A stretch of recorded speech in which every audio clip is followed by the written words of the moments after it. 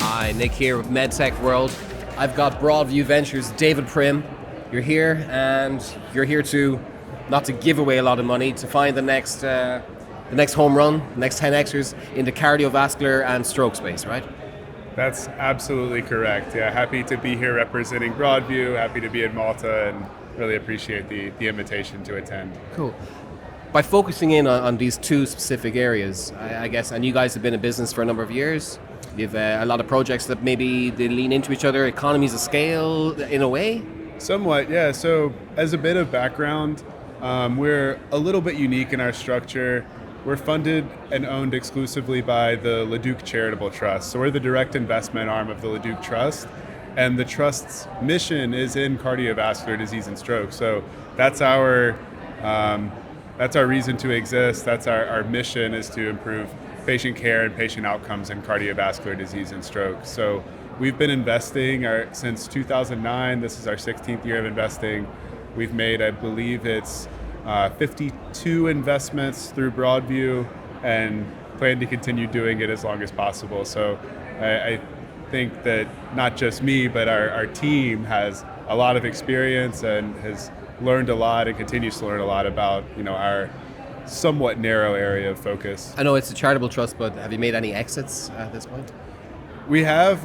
I mean, our goal first and foremost is what we call return on mission, making sure that our technologies have the potential to improve patient care and patient outcomes in cardiovascular disease. But we also think about a double bottom line, where that is goal number one, but also if we can return capital to the trust, that's great, and helps make sure that we can continue to do this forever. So a couple of companies, just by example, that we've been investors in and exited. One is Cardiac Valve Technologies, CardiAQ, that was a mitral valve replacement sold to Edwards.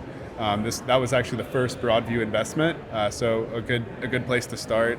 Apama in the RF ablation space was sold to Boston Scientific.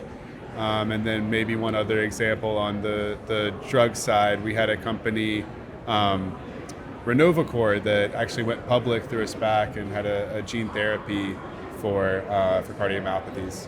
Brilliant. Mr. Prim, so your day-to-day life is basically searching down and trying to meet the requirements or the goals of the trust. Here, you've made your way to Malta. Is it your first time here? This is my first time in Malta. Lovely. And any hope or expectation that something could happen here?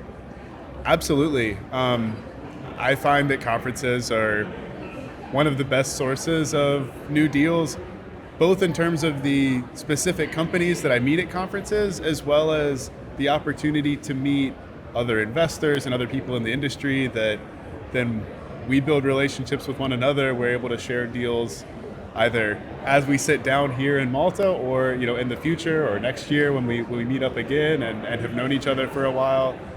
So yeah, I think a conference like this, and especially in this setting, is a really great way to build new relationships and foster those that we already have. Great. I hope you make and foster those relationships and meet your goals. It's been wonderful having you, Mr. Prim. Absolutely. Thank you. Nicholas signing off from MedTech World.